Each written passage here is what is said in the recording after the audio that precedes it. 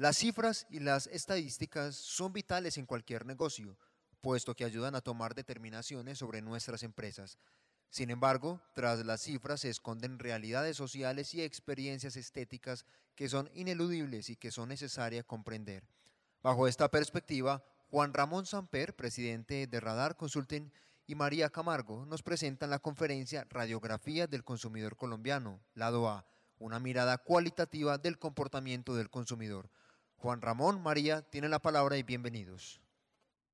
Aló. ¿Está bien el sonido? Ok. Muy buenos días a todos. Muchas gracias a Nexmoda por la invitación. Quiero presentarles a la persona que me va a acompañar en la charla de hoy, que es María Camargo. Ella es la directora de planeación de McCann Erickson Colombia.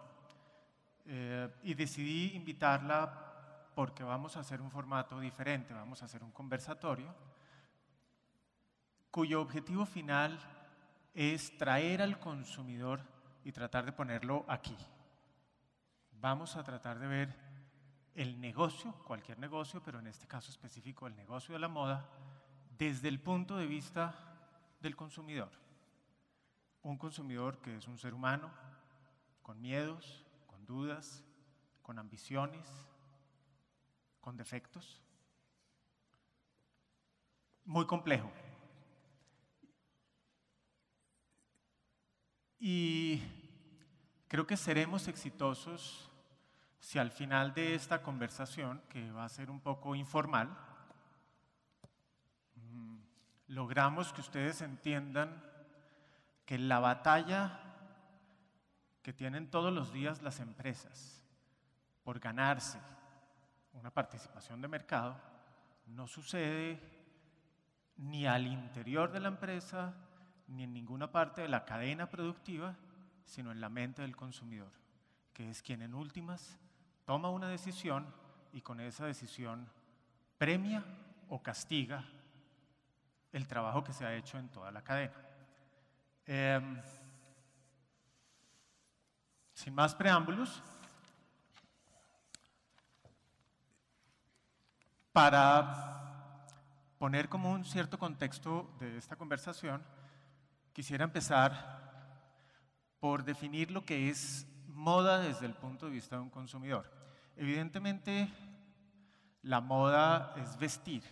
Y vestir, si ustedes han oído hablar alguna vez de la pirámide de las necesidades de Maslow, la pirámide de las necesidades dice que los seres humanos tenemos necesidades diferentes. En la base de la pirámide hay las necesidades básicas, alimentación, supervivencia, salud, etcétera, y va subiendo el nivel de complejidad de las diferentes necesidades hasta en la punta de la pirámide donde podemos tener realización personal, que son ya valores bastante profundos y complejos de los seres humanos.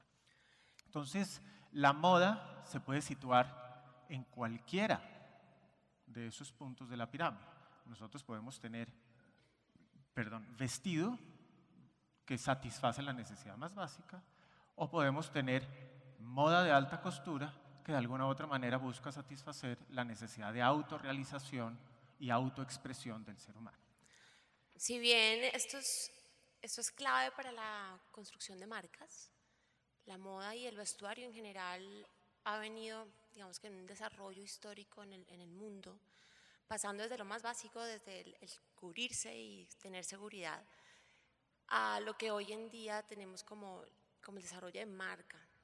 Todos los valores que estamos construyendo nosotros desde las agencias de publicidad y desde las empresas, lo que buscan al final es tocar esas necesidades de la punta de la pirámide, donde todos nosotros cada día estamos tratando de satisfacer todas las necesidades de autorrealización. Si bien es muy importante la parte funcional de todas las prendas y colecciones que desarrollan cada una de las compañías, es claro que las marcas deben trabajar sobre todo este imaginario de autorrealización, todas estas necesidades que tenemos de afiliación a cosas que van más allá de lo funcional. Es muy importante y creo que por eso la charla de hoy para mí particularmente es tan interesante. Y es porque no es solamente hablar de porque compro una cosa por lo funcional, sino porque al final yo estoy contando una historia con respecto a mí mismo a través de la ropa y de las marcas que estoy usando. Como dice María, yo cuento una historia todos los días cuando salgo de mi casa a la calle. Y esa historia, para que esa historia exista, es necesario, exista hacia afuera de mí, es necesario que primero exista dentro de mi cabeza. Yo como consumidor, como ser humano, como persona, fabrico, construyo dentro de mi cerebro una historia y salgo a contarla. Hoy vamos a tratar de ver muy rápidamente, porque hay muy poco tiempo, algunos de los elementos que hacen que esa historia sea posible y cómo el consumidor construye las historias dentro de su cerebro. Vamos a tratar de enmarcarlo dentro del consumidor colombiano, aun cuando creo que es importante mencionar que muchos, si no la mayoría de los elementos que vamos a mencionar hoy son típicos de la persona, del ser humano, por lo tanto del cerebro, dijéramoslo así. Luego no son particulares del consumidor colombiano, aun cuando encuentren maneras de expresarse particulares en el mercado colombiano. Para eso vamos a seguir con un contexto muy rápido. En los años 70, en Colombia, teníamos 2 canales y medio de televisión, teníamos un modelo de desarrollo económico que se basaba en la sustitución de importaciones, y eso implicaba que si una empresa en Colombia demostraba ante un organismo del Estado que era capaz de producir una serie de productos, era suficiente con que lo demostrara para cerrar la importación de esos productos. Y estamos en un mundo en el cual solo tenemos 2,5 canales de televisión controlados por el Estado que a las 11:30 de la noche se apagaban. Imaginémonos al consumidor en ese mundo. Es un consumidor que tiene muy pocas opciones. Tener pocas opciones y estar expuesto a un número limitado de mensajes publicitarios o mediáticos implica que la manera como él genera un significado en su cabeza está supremamente controlada. En los años 70 en Colombia era fácil definir cómo los consumidores generaban un significado en su cabeza, por lo tanto, era fácil controlar la moda.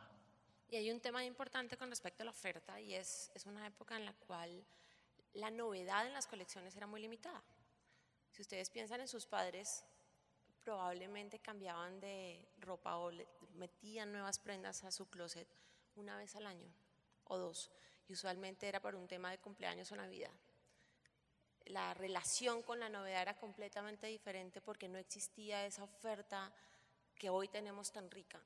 En ese momento la oferta, digamos, de comunicación es limitada, pero adicionalmente la oferta de producto también lo es, y eso hace que nuestra relación con la novedad y con de alguna manera construcción de estilo sea mucho más limitada de lo que es hoy en día.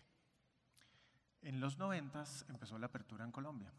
Y eso significó que muchas marcas que habían sido exitosas hasta los años 70, como por ejemplo Jeans and Jackets, que habían sido exitosas con un modelo de control de significados, el mensaje que yo mandaba controlaba lo que era bueno para el consumidor. En ese momento el consumidor se vio expuesto a diferentes significados. Significados que venían por medios de comunicación externos, pero también por una oferta que en ese momento se amplió. Es decir, el consumidor aprendió a juzgar si era bueno, regular o malo lo que hasta ese momento venía comprando. Y adicionalmente empezó una explosión de medios de comunicación. Ya no teníamos solo 2 canales, sino que más o menos por la misma época empezó la televisión privada, entonces salió el canal Caracol, salió el canal RCN, después vinieron los canales regionales. Es decir, esa concentración de medios que implicaba que las empresas tenían un altísimo poder de imponer al consumidor lo que ellos consideraban que era válido, se alteró radicalmente, alterando la manera como los consumidores aprendían. Hacia 1996 empezó en Colombia Internet, que trajo como consecuencia una fragmentación aún mayor de los medios de comunicación y de las audiencias. Lo que quiere decir que cada día los productores perdieron más poder de influenciar la forma como los consumidores tomaban las decisiones, y cada día ese poder se fue transfiriendo de una manera más efectiva, tanto en términos de mayor oferta, es decir, el consumidor entra a un centro comercial y ve muchas más marcas y por lo tanto puede evaluar cuál le gusta y cuál no, y cuál es buena y cuál no, pero además a través de internet, a través de la televisión, a través de los diferentes medios de comunicación, está siendo expuesto a diferentes mensajes que le dicen esto es bueno y esto es malo. Entonces, en los últimos 30 años en Colombia hemos vivido una gran transformación, no solo de las ciudades, la economía, etcétera, sino de la mente de los consumidores. La manera como los consumidores toman decisiones y evalúan la información para tomar esas decisiones. Hay un tema con respecto a cómo cuando vemos televisión hoy en día en internet es mucho más evidente, pero si uno ve la evolución de la oferta en televisión desde los 80s hasta hoy en día, los diferentes sitios donde me puedo inspirar para consumir moda son bien interesantes. Si bien en los 80s uno tenía unos 4 o 5 programas extranjeros y toda la sarta de novelas que obviamente veíamos, los 90s y el nuevo siglo lo que vienen es con una cantidad de oferta de moda en cada uno de los programas. Si bien inclusive esa es una de las grandes estrategias de las marcas de moda en el mundo. Si ustedes ven Shazam, uno no puede ver hoy en día cuál es la ropa que se ponen en Grey's Anatomy. Pero esa se vuelve una herramienta para que de alguna manera se desuniforme la calle. En los 80s uno veía a la gente vestida mucho más uniformemente que hoy en día. Y eso también tiene que ver con que las personas estamos todos los días inspirándonos desde lugares diferentes para tomar decisión de cómo me he visto hoy en día. Y más adelante podemos hablar de internet y cosas como Pinterest que están causando realmente una revolución en la manera en cómo nos estamos relacionando hoy en día con las nuevas ideas de cómo, ni siquiera cómo comprar, de cómo vestirnos inclusive con lo que tenemos hoy en día en el closet. Para cerrar este contexto, aprovecho lo que acaba de decir María para decir que el consumidor también se volvió posmoderno. Es decir, el mundo, estamos hacia un mundo de posmodernismo, etcétera. El consumidor también se volvió posmoderno. Es decir, el consumidor en este momento sabe que hay múltiples verdades y múltiples caminos para llegar a una verdad, que no hay mejores verdades que otras, que las verdades son contextualizadas. Y está en un mundo en el cual encuentra soluciones para diferentes tipos de verdades. Si la moda, si vemos que esa ha sido como la evolución del consumidor colombiano y la moda de alguna u otra manera es una expresión de un significado, yo quiero transmitir un mensaje, cualquiera que sea ese mensaje, es importante que veamos cómo al interior de la cabeza del consumidor se dan 3 tipos de procesos. Voy a simplemente, como para poner el marco de referencia, mencionarlos y después iremos profundizando en cada uno de ellos. El primero de todos, obviamente, es cómo el consumidor forma un significado en su cabeza. El segundo de ellos es cómo memoriza. Hace parte de formar significado, pero es un proceso cerebralmente diferente. Y el tercero es cómo toma decisiones ese consumidor. En el momento en el que está enfrentado a tener que tomar una decisión, qué cosas suceden en la cabeza y cómo nosotros como empresarios, diseñadores, etcétera, podemos aprovecharnos de la manera como funciona el cerebro para guiarlo hacia la decisión que queremos. Un poco la hipótesis es, en los 70s y en los 80s existía, si algunos de ustedes son tenistas, entenderán la comparación que voy a hacer. Existía la posibilidad de ser el número 1 ganando 4 Grand Slams. Los Grand Slams eran el tema de manejo de los medios de comunicación, cerrar las importaciones, etcétera. Así con 4 o 5 cosas que yo hiciera bien era suficiente para ganar la preferencia del consumidor. Hoy en día eso ya no es posible. Toca jugar todos los torneos del año para poder ser el número 1. Y todos los torneos del año significa que hay que entender bien cómo funciona cada una de esas pequeñas batallas. No solamente la batalla de los grandes medios de comunicación masivo, no solamente la batalla de las luchas legales que se puedan dar en los estrados para defender una marca o una propiedad intelectual, que son grandes batallas, sino las batallas que se dan todos los días en la cabeza del consumidor. Y esto se ve evidente, por ejemplo, en el manejo de las agencias de publicidad. Si bien en la década pasada, cuando uno le pasaban un brief, hablaban de es importante hacer radio, televisión y revistas, y uno tenía como un marco muy limitado de medios. Hoy en día lo más importante es poder tocar a las personas en todos los momentos de su vida. Es cómo optimizo esos contactos, pero puedo generar experiencias que realmente estén construyendo significados que sean relevantes para cada una de las personas, sin importar el segmento en el que haga parte. Necesitamos poder generar esas conexiones, y la construcción de marca debe estar dirigida hacia eso, no solamente hacia un imaginario arriba, sino que todas estas personas a las cuales nos estamos dirigiendo tengan esa experiencia de marca y la hagan real en su cotidianidad. ¿Cómo se hace real? ¿Cómo funciona en el cerebro cada uno de esos puntos de contacto? Empecemos diciendo que los seres humanos nacemos realistas y a medida que vamos creciendo y vamos aprendiendo y nos vamos sometiendo, exponiendo al mundo, nos vamos volviendo idealistas. Para expresar mejor qué quiero decir con realismo versus idealismo, voy a usar un ejemplo. Si nosotros ponemos una biblioteca con diversos compartimientos, pero algunos de esos compartimientos solamente tienen una tabla de respaldo en uno de los lados, y hay una persona de un lado y otra persona del otro lado, y tenemos 3 balones, uno grande, uno mediano y uno pequeño, pero el pequeño está detrás de una de esas tablas, o sea, solamente lo puede ver una de las 2 personas que está a cada lado de la biblioteca, y la persona que lo puede ver le dice al otro: pásame el balón pequeño. Entonces el realista, es decir, el niño que está del otro lado y que puede ver los 3 balones, le va a pasar el balón más pequeño, porque es el más pequeño. Eso es ser realista. Mientras que a medida que vamos creciendo, si cambiamos y ya no son 2 niños sino 2 adultos, el que está del lado que no puede ver el balón pequeño está viendo solo 2 balones, uno mediano y uno grande. Para él el más pequeño es el mediano. Entonces le va a decir: pásame el balón pequeño.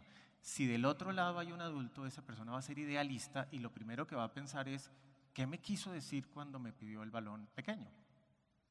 Y entonces le va a pensar, él no puede ver el que es pequeño, puede ver el mediano, le va a pasar el mediano, pero él cambió su definición de pequeño, que yo lo veo, a mediano.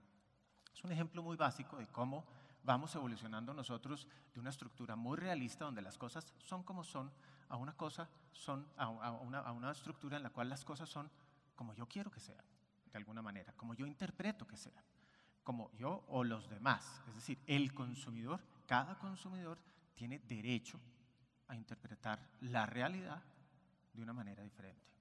Por eso es importante la construcción de marca, porque si digamos que el realismo se basa básicamente en la funcionalidad, en podernos tapar y eventualmente inclusive vernos bien, ya hasta allá llega la moda. Pero todos los imaginarios de marca, con sus propósitos, sus valores y todos sus contenidos, al final es los que están trabajando esa parte idealista del cerebro, que es los que al final hacen que nos conectemos de una manera mucho más eficiente con lo que estamos ofreciéndole a las audiencias. ¿Qué pasa en caso de que una persona se vea en una situación de duda, donde hay ambigüedad? El cerebro, por definición, busca evadir la ambigüedad, busca solucionar ese problema. Es decir, al cerebro no le gustan las situaciones en las cuales no puede tener una conclusión clara, y va a tratar de resolver esa situación ambigua utilizando 4 elementos. El primero de ellos es el contexto. Voy a poner otro ejemplo. Si hablamos de banco y digamos ahí hay una ambigüedad, puede ser un banco donde yo me siento o donde yo trabajo, o puede ser un banco donde yo pongo la plata. Al hablar de contexto es, si yo estoy en una conferencia donde estamos hablando de las tasas de interés, pues solamente cuando hablo banco no hay ambigüedad, el contexto. El contexto lo utiliza el consumidor para tomar decisiones todos los días. Y el primer contexto es el almacén en el cual yo entro a comprar. El almacén me está definiendo un contexto. El centro comercial en el cual está ese almacén me ayuda a definir el contexto. Entonces, en caso de ambigüedad, si cuando yo llego a un almacén y no sé qué comprar, una de las primeras manijas de las cuales me voy a agarrar es el contexto. Cómo está diseñado el almacén y en qué lugar está, a dónde entré yo. Segundo punto, la frecuencia. Si yo oigo muchas veces que banco es sector financiero, cada vez que me mencionen banco, lo primero que voy a pensar es sector financiero. Curiosamente, esto es lo que la publicidad siempre nos ha dicho cuando hablaba de que para que una campaña fuera efectiva tenía que tener determinada frecuencia. El mensaje tenía que ser dicho o escuchado un número determinado de veces por el consumidor para que el consumidor tuviera recordación e hiciera sentido para él. Eso era una demostración, una verdad en su momento un poco empírica. Hoy en día, digamos, gracias a la neurociencia y a otras evoluciones, digamos, en términos del conocimiento humano, podemos saber que lo que sucede es que la forma como el consumidor toma una decisión de A o B es a través de qué tantas veces ha oído que esa palabra o ese aspecto significa A o B. El tercero, probablemente de los más importantes y de los menos utilizados y los que más podemos utilizar nosotros, es lo que se llama recencia. ¿Qué tan reciente fue la última vez que yo escuché que una cosa significaba una u otro, tenía un u otro significado? Y eso, obviamente, entre más reciente sea la última vez que yo escuché la definición, más fácilmente el consumidor se va a inclinar por esa opción. Eso quiere decir que si yo manejo en el punto de venta, en términos de recencia, mensajes que ayuden a solucionar las dudas que tiene el consumidor, voy a jugar con la recencia de mi lado, pero nunca lo hemos hecho o no lo hemos hecho de manera consciente. Una vitrina de alguna manera está mandando un mensaje diciéndole así te debes vestir, pero hay que entender que esa vitrina no es el único mensaje y no es simplemente porque entró y lo vi, sino porque me está recordando que si yo tengo una duda, el último mensaje es el que tiene más probabilidad de ser el exitoso. Y finalmente, el último elemento que la gente tiene para resolver una ambigüedad es lo que me conviene. Los consumidores, como les decía al principio, somos seres humanos. Y en últimas, lo que nos interesa es sentirnos bien. Y siempre vamos a terminar, si ninguna de esas variables nos funciona, vamos a terminar diciendo, hago esto, y justificando por qué lo hice. Ahí hay un tema con respecto al contexto que es importante y es el contexto físico es fundamental en la decisión de compra. Piensen ustedes, cada vez que entran a un almacén a comprarse cualquier prenda, se están enfrentando a una ansiedad muy fuerte. Y finalmente todas las cosas que suceden dentro del punto de venta, lo que están buscando, lo que deberían buscar, es disminuir esa ansiedad. Hay un punto anterior al contexto físico que es el contexto de marca. Si ustedes ven, cada vez hay más ofertas de marca y lo que uno hace al final es, a partir del contexto de marca, tomar decisiones para saber a qué marca me voy a afiliar, a dónde voy a ir a comprar. Las mujeres que tenemos usualmente como unas 10 veces más posibilidades para comprar una prenda que los hombres, tenemos unas 10 marcas en la cabeza las cuales vamos a visitar, no las 2000 que hay en el mercado. Eso hace parte de la decisión por contexto. Yo me estoy afiliando a una marca por el contexto emocional y de valores que me está dando. Posteriormente viene todo el tema de cómo yo estoy comunicando y cuáles son los impactos que puedo darle a cada una de las personas, sin importar qué tipo de personas sean.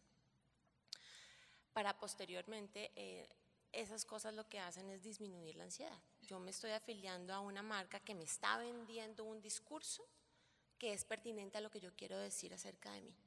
Entonces me voy a Zara porque encuentro que de la oferta que hay variada voy a con seguridad encontrar herramientas para poder dar ese discurso que quiero dar cuando salga a la calle.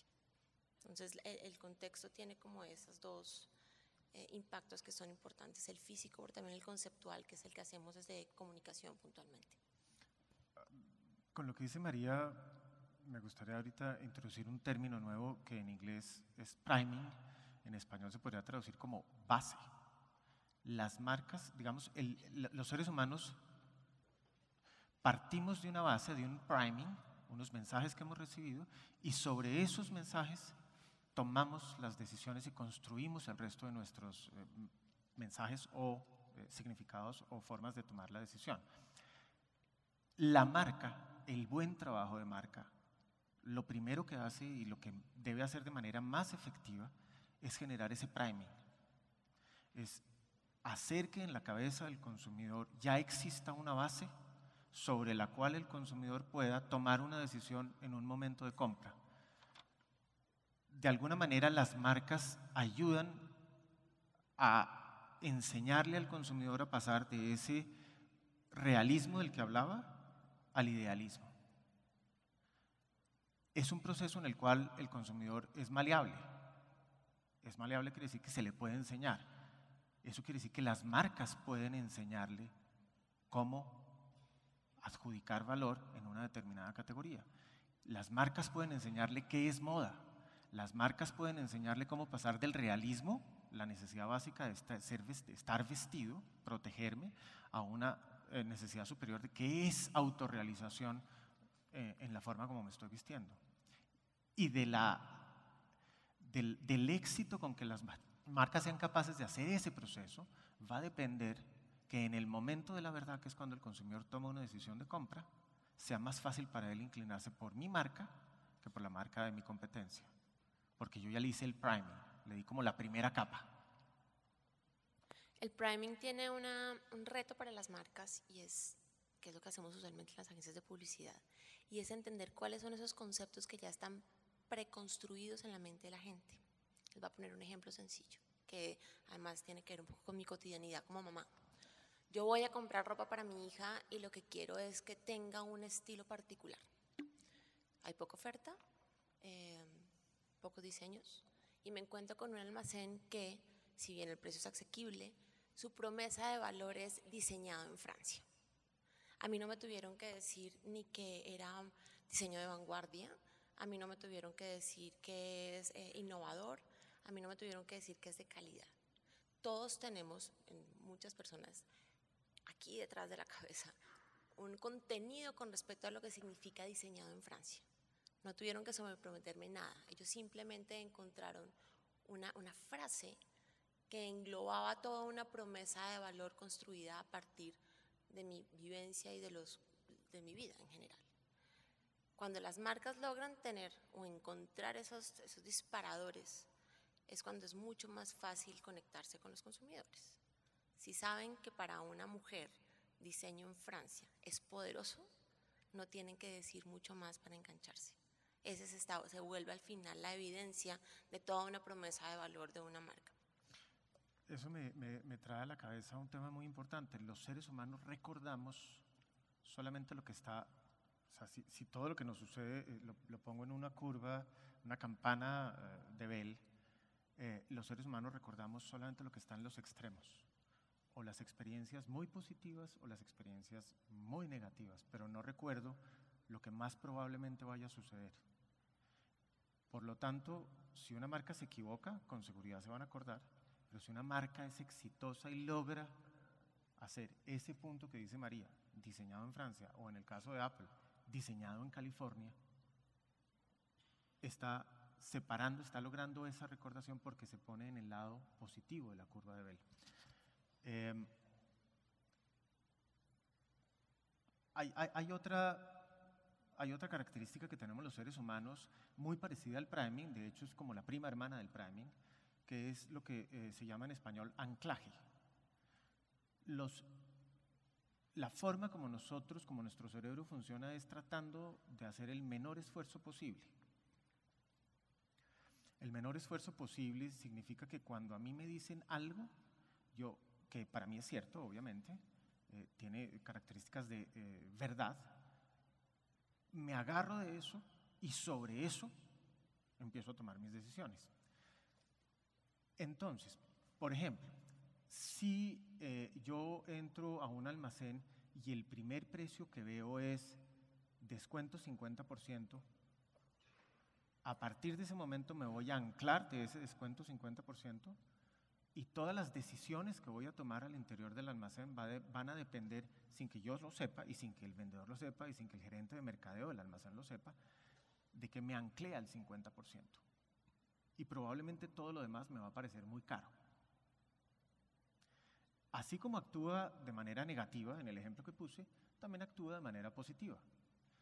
Y voy a juntarlo con otro ejemplo, o otro concepto, que es la alternativa, el valor de la alternativa inútil. Si uno entra a un almacén y uno ve una chaqueta que vale 5 millones de pesos, probablemente va a mirar el resto de las chaquetas pensando en que la más cara es la de 5 millones de pesos. Si esa misma chaqueta vale 3 millones de pesos, la manera como va a ver el resto de la oferta dentro del almacén es como la más cara, la más sofisticada vale 3 millones de pesos. Si yo tengo la chaqueta de 5 millones de pesos, tengo una chaqueta de 3 millones de pesos y una chaqueta de 1 millón de pesos, en los dos ejemplos que estoy poniendo, si tengo la chaqueta de 5 millones de pesos, muy probablemente voy a lograr un número importante de ventas de la chaqueta de 3 millones.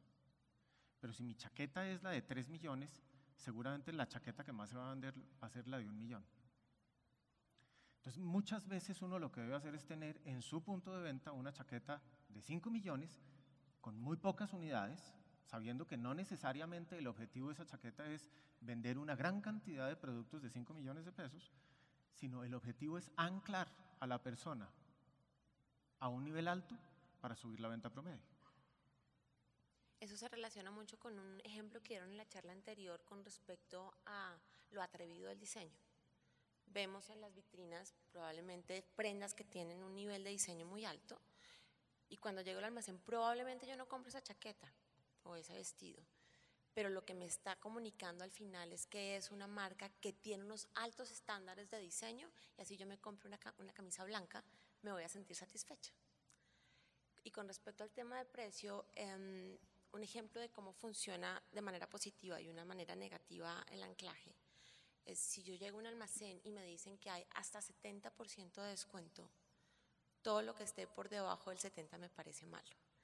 Pero si lo que digo es desde 30% de descuento, esa va a ser mi base para que cuando yo encuentre algo en el 70 voy a decir wow, o del 50 o del 40. Es la misma manera, la misma promoción en punto de venta con un impacto completamente diferente con respecto a la valoración de las diferentes posibilidades de descuento. Como eso que dice María, si yo les dijera que ustedes pueden apostar en un juego en el cual hay 15% de probabilidad de fracaso, ¿cuántos apostarían? Probablemente pocos. Pero si les digo que van a apostar en un juego en el cual hay un 85% de probabilidad de éxito, probablemente muchos más apostarían. El lenguaje que yo utilizo matiza la forma como la gente va a tomar su decisión. El resultado final es el mismo. Pero dependiendo de cómo yo lo diga, logro que las personas tomen una decisión o tomen otra decisión, porque así funciona el cerebro. Y el cerebro tiene otra característica. María mencionaba hace un rato la marca Zara, y la marca Zara es una marca que ha revolucionado, como veíamos ahorita en la presentación de Marta, la moda porque ha empezado a establecer el tema de los ciclos cortos. Y los ciclos cortos son ciclos, en el caso de Zara, de 3 semanas. Cada 3 semanas se está cambiando un porcentaje alrededor del 40% de la tienda. Uno se pregunta por qué un porcentaje como el 40% o alrededor del 40%, depende un poco del país, etc. Y la respuesta es porque el cerebro está condicionado, está diseñado para ver las variaciones en las cantidades y no la cantidad básica. Les voy a poner otro ejemplo. Supongamos que nosotros tenemos que comprar no sé, puede ser una chaqueta, y encontramos que esa chaqueta vale 200,000 pesos en un sitio o 250,000 pesos en un sitio que queda a media hora de distancia.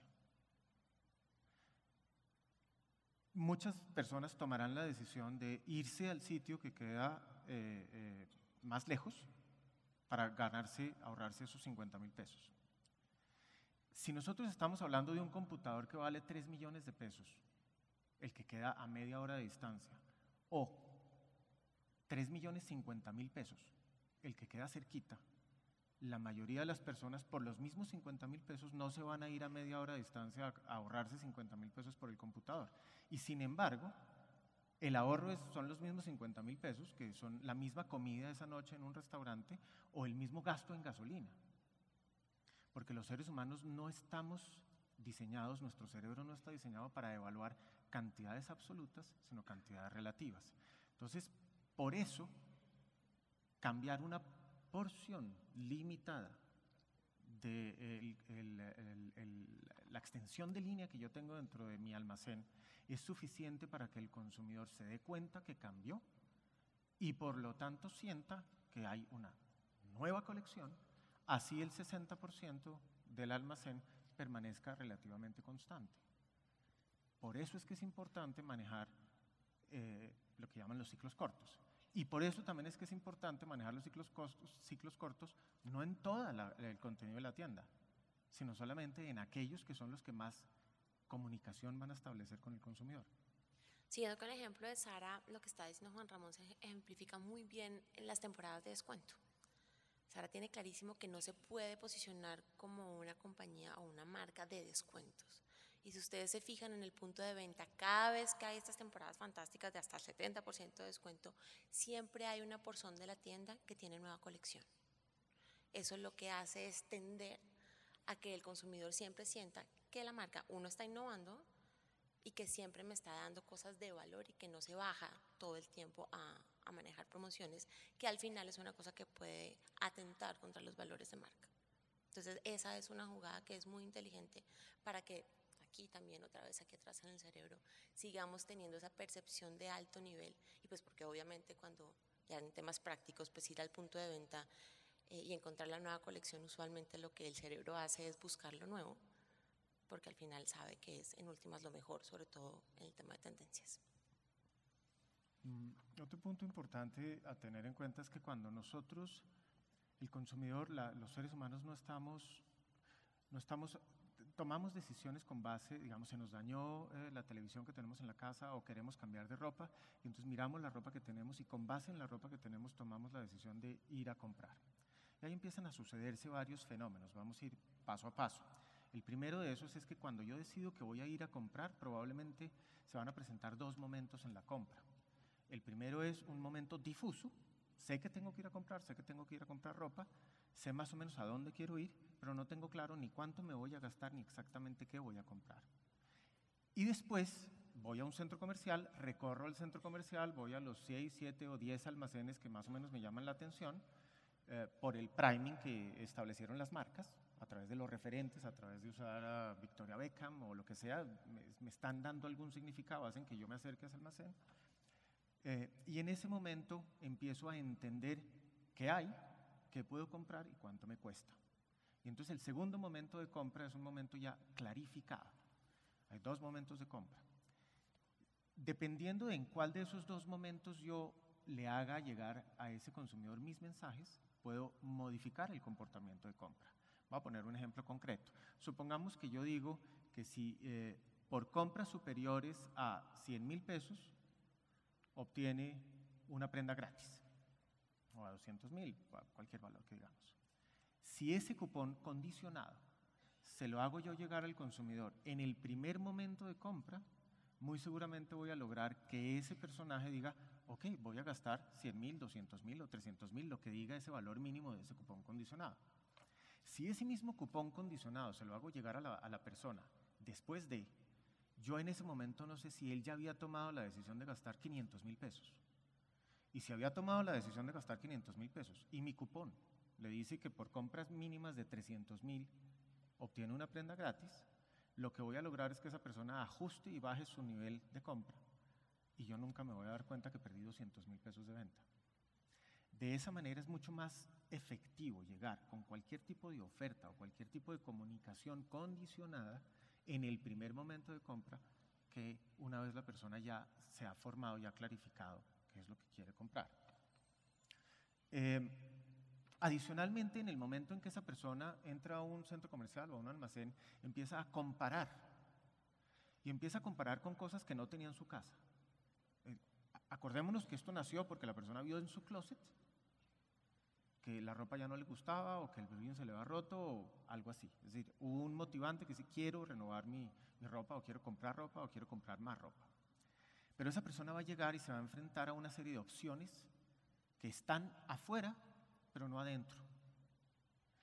Hasta ese momento la persona iba a tomar la decisión con base en me gusta esto, me gusta esto, me gusta esto, me gusta el estilo, me gusta la bota no sé cómo, me gusta que sea desteñido o no. Y en el momento en el que llega y se ve expuesto a una serie de mensajes que buscan cambiarle el significado, y es la oferta, la multioferta que hay, cada vez más oferta que cambia más rápido, esa persona va a empezar a tomar decisiones por variables que ni siquiera se había soñado que existían. Entonces va a empezar a decir, bueno, sí, este es bota no sé cómo, pero además tiene el atrás las cosas del cinturón de tal otra manera y empieza a comparar porque necesita de alguna otra manera tomar una decisión. Y probablemente termina tomando la decisión por algo que para él no es valioso o no lo era en un principio, pero es lo único que le permitió diferenciar la oferta A de la oferta B. Esa persona después llega a su casa y ahí en su casa ya no tiene otra vez el resto de la oferta. Tomó una decisión con base en variables que no necesariamente le importaban y va a usar el producto sin acordarse muchas veces de cuáles eran esas variables. Va a volver a lo que estaba en su memoria, que es lo que le va a permitir todos los días decir, este Blue Jean sí me gusta o no me gusta. ¿Qué pasa en ese momento? Como todos los seres vivos, tenemos un instinto de supervivencia. Y en ese momento ese instinto de supervivencia se dispara. Y nos dice, si yo siento que me equivoqué, me voy a sentir mal conmigo mismo. Si yo siento que no me equivoqué, me voy a sentir bien conmigo mismo. Entonces yo mismo me empiezo a construir mensajes de por qué tomé la decisión adecuada. Y me empiezo a convencer de lo positivo que tenía el Blue Jean y no de lo negativo. Eso es cierto, excepto en una circunstancia. La circunstancia en la cual hay una garantía que me permitiría a mí ir al almacén y cambiar el Blue Jean. Cuando existe una garantía que me permita a mí ir y cambiar el Blue Jean, en ese momento ese mecanismo de autoprotegerme cesa de funcionar y entra el otro mecanismo que es el contrario. Empiezo a verle todo lo negativo al Blue Jean, porque tengo un tiempo límite para ir y cambiarlo. Entonces trato de ver, no me gusta esto, no me gusta esto, no me gusta esto, no me gusta esto. Hay un punto adicional que quiero meter acá, y es todo lo que sea una explicación, una justificación racional, que yo entienda, tiene un efecto muy importante en que disminuye lo negativo, pero también tiene un efecto muy importante en que disminuye el impacto positivo de lo positivo. Por lo tanto, lo que deben hacer las marcas, y siempre lo hemos oído, pero aquí digamos está la verdadera razón de por qué, lo que deben hacer las marcas es sorprender. Si yo le hago llegar a mi cliente un regalo el día del cumpleaños, eso no es sorpresa. Eso puede ser buen servicio al cliente y buen servicio postventa, pero no es sorprender. Si ese mismo regalo yo se lo hago llegar cualquier día, sí lo sorprendí. Si cada vez que la persona me compra un producto a mí, yo sin que la persona se dé cuenta le echo en la bolsa, por ejemplo, un catálogo de cómo se puede usar la prenda que él acaba de comprar en diferentes ocasiones, cómo se combinan los colores, cómo se ve bonito, cómo se ve en verano, si hace sol, si hace frío, etc. Y nunca le digo nada. La persona llegó a su casa, abrió el paquete, sacó la prenda que iba a usar y saca ese catálogo y es una sorpresa muy positiva porque no solamente me sorprendió y el efecto de la sorpresa positivo es muy grande, sino que adicionalmente me está ayudando a definir significados. Me está ayudando a que esa prenda para mí tenga mucha razón de ser. Me está ayudando a usar esa prenda, que es como yo realmente voy a justificarme que tomé una buena decisión. Entonces, la sorpresa debe estar asociada al uso. Lo más cercanamente asociada al uso, que es donde yo genero una satisfacción o insatisfacción. Y el tercer elemento que quiero poner aquí en esta rápida discusión es, a nosotros no nos gusta definitivamente lo negativo, nos gusta lo positivo. Entonces vamos a reforzar inconscientemente todo lo que sea positivo, mientras que vamos a tratar de negarnos lo negativo. Si yo logro entrar en la cabeza del consumidor después de la compra con elementos positivos, sorpresivos, cada uno de esos mensajes va a ser muy efectivo en la apropiación de la marca. Cuando hablo de apropiación de marca, no quiero decir otra cosa diferente a apropiación de significado. Voy a lograr que mi marca signifique en la cabeza del consumidor lo que yo quiero. Y eso es lo que en publicidad llamamos evidencias de marca. es muy importante, y hablando un poco desde la perspectiva de Juan Ramón con respecto a cómo funciona la cabeza, romper un poquito lo que llaman los neurólogos las autopistas neuronales. ¿Qué pasa con eso? Y es cuando ustedes tienen unas actividades cotidianas, lo que hace la cabeza es construir unas autopistas de información, en las cuales la cabeza lo que hace es empezar a no ponerle mucha atención a lo que hace cotidianamente porque no le trae nada nuevo. Si yo apelo únicamente a la cotidianidad de las personas y a las cosas que ya esperan, esas evidencias de marca van a pasar desapercibidas. Si en cambio yo logro tocar a estas personas en momentos en los cuales no se lo esperan, eso lo que hace en la cabeza es que dispara una alerta de algo extraño está pasando, que es un poco también el tema de salvaguardarse. Viene de allá, de cuando salían los dinosaurios y nos iban a atacar, viene desde esa problemática. Entonces, en el momento en que la marca logra entender momentos novedosos, que por ejemplo todo el tema digital ha sido como una de esas grandes oportunidades, porque podemos hablarle a la gente en momentos en que no están directamente relacionados con el uso, sino cuando estamos hablando con nuestros amigos, por ejemplo.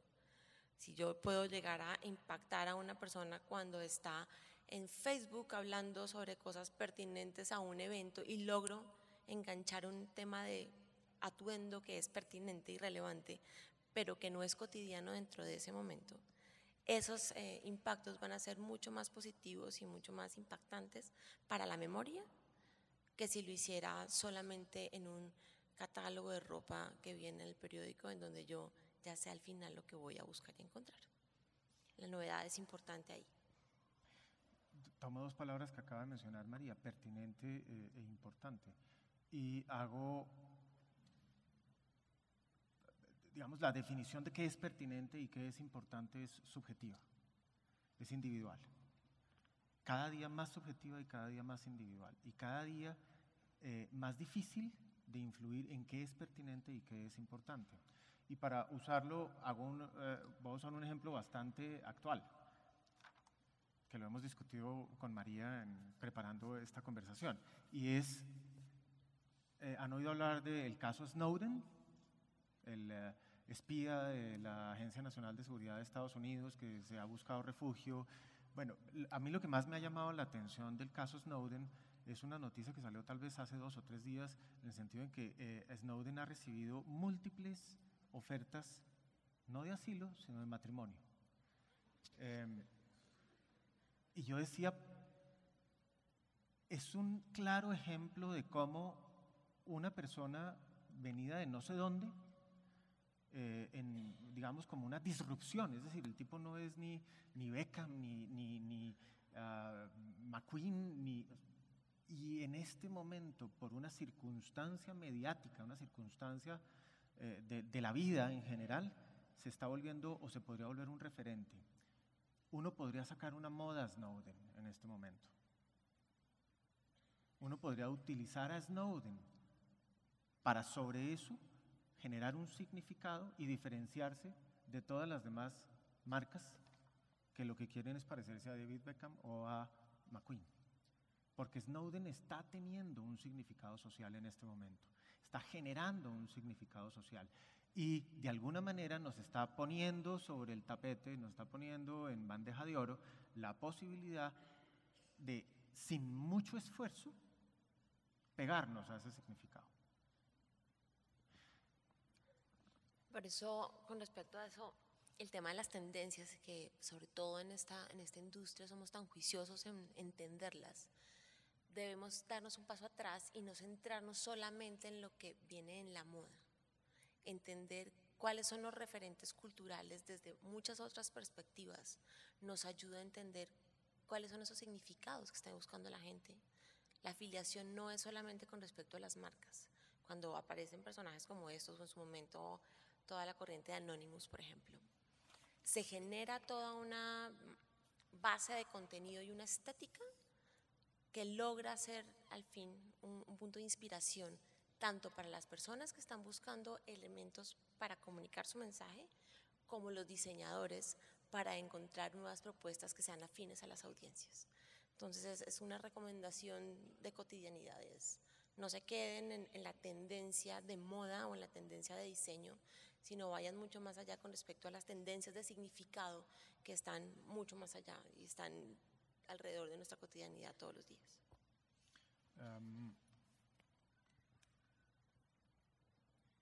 Arrancamos y yo les hacía, digamos, como el paralelo del tema del tenis. Y les decía que hace unos años en Colombia y en el mundo era posible ser el número 1 ganando 4 torneos al año. Y hemos visto durante este tiempo que desafortunadamente cuando me empiezo a hablar del consumidor, empezamos a hablar del consumidor, se nos pasa el tiempo, no sé cuánto ha pasado. Y, digamos, esto es una pasión, entonces al ser una pasión, pues uno puede hablar y hablar y hablar y meterse cada vez más, etcétera. Pero retomo, para poder ganarse ese lugar en la cabeza del consumidor, ya no se puede lograr con 2 o 3 o 4 esfuerzos gigantes. Toca hacerlo con esfuerzos pequeños. Cada uno de esos esfuerzos pequeños, las agencias de publicidad, y ahorita María seguramente lo va a confirmar, hablan mucho de la consistencia de los mensajes de marca y de que la marca debe permear a lo largo de todos los puntos de contacto que se tienen con el consumidor. Eso es un mensaje teórico, digamos, suena muy bien, pero creo que parte de lo que acabamos de ver es que no solo suena bien, es que así funcionamos los seres humanos. Si en cada uno de esos elementos que acabamos de ver, el priming, el anclaje, la forma como yo memorizo extremos, etcétera, todas esas cosas que suceden realmente en la química cerebral y en la forma como los seres humanos tomamos decisiones, no son consistentes y no se trabajan en la misma dirección, yo estoy mandando mensajes contradictorios, luego estoy generando ambigüedad y ya vimos que la forma como las personas resuelven la ambigüedad puede no premiar al que cometió la equivocación. De hecho, muy probablemente se lo van a cobrar. Esa es la esencia de la importancia de la consistencia en el manejo de la marca y esa es la, digamos, importancia del otro mensaje que nosotros queremos dejarles a ustedes hoy, y es que la marca no es una cosa abstracta que se trabaja en las agencias de publicidad exclusivamente. Es una cosa que se trabaja todos los días, en cada uno de los momentos de contacto que yo tengo con el consumidor, porque la marca es lo que genera significado. Y estamos frente a un consumidor que cada día tiene más opciones, y entre más opciones, a ustedes les ha pasado seguramente lo que me pasa a mí, y es que si hay muchas, si yo tengo una opción, me siento mal, porque no tengo opción. Si tengo 2 opciones, también me siento mal, A o B. Si tengo 5 opciones, probablemente me siento contento porque puedo elegir.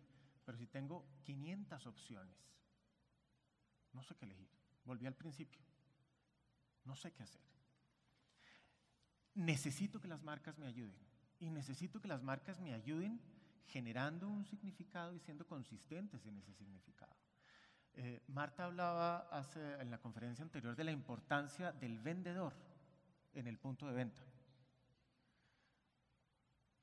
El vendedor es parte de la estrategia de marca.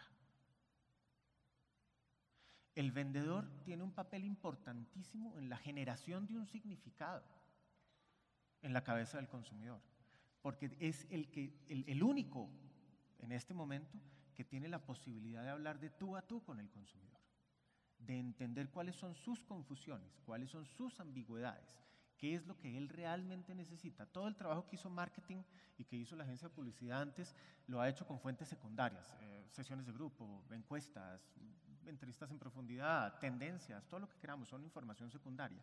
El vendedor en ese momento es el único que tiene la posibilidad de comprobar si todo eso que le dieron es cierto y tomar la decisión para mandar un mensaje contundente que sea consecuente con lo que se ha venido trabajando con la marca.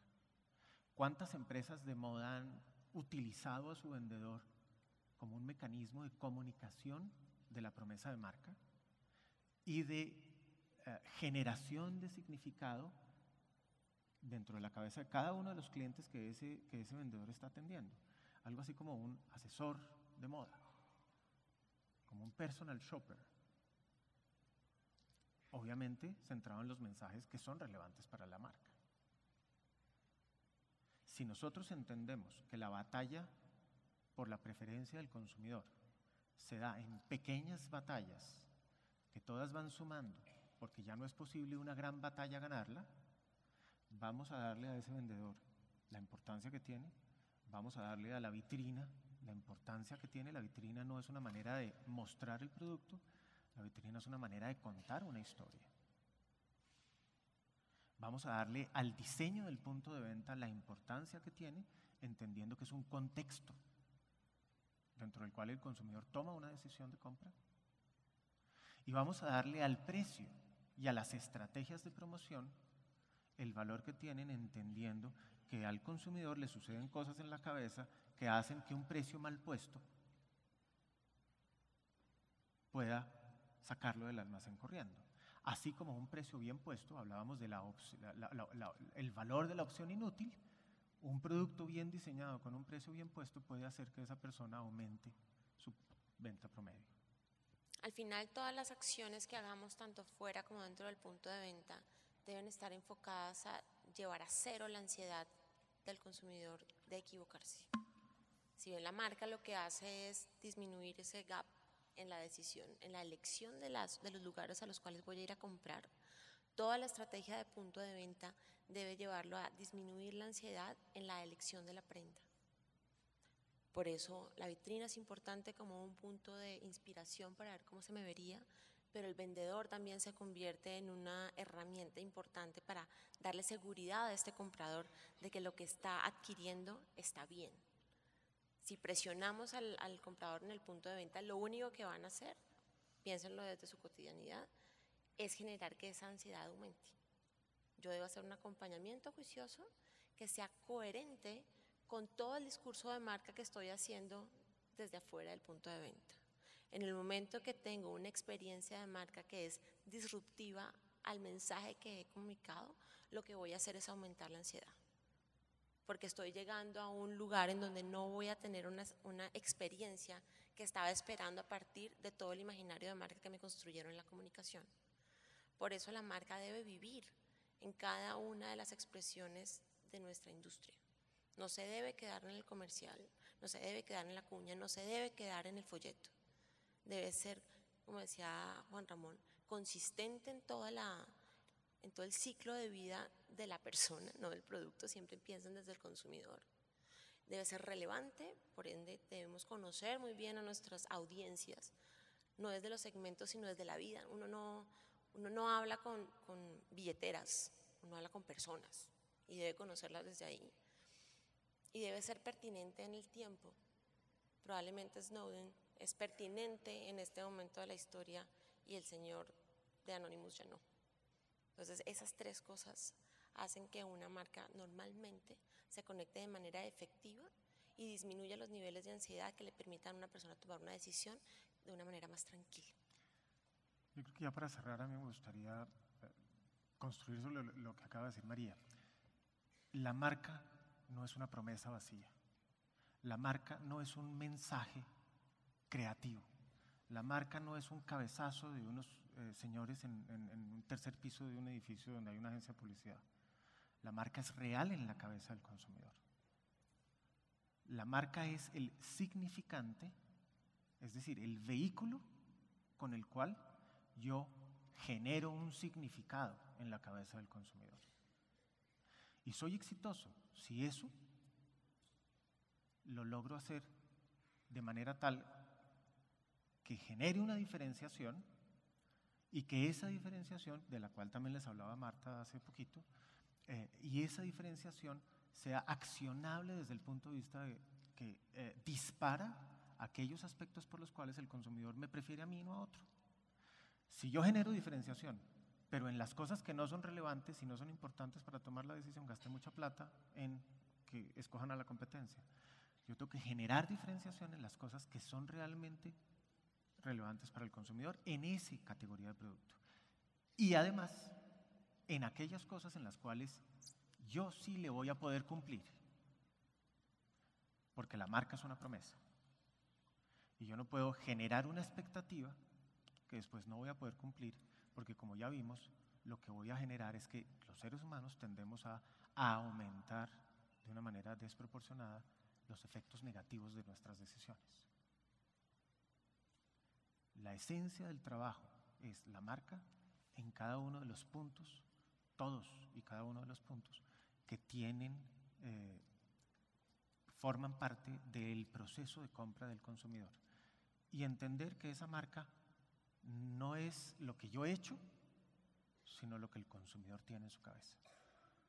Yo puedo hacer mucho, pero en últimas, la esencia está en una persona, un ser humano que tiene miedos, que tiene percepciones, que tiene familia, que se ha equivocado, que tiene muchas cosas en el momento en el que se enfrenta a tomar una decisión. Es imperfecto,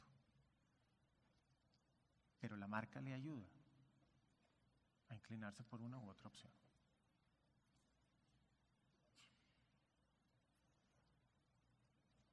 Muchas gracias.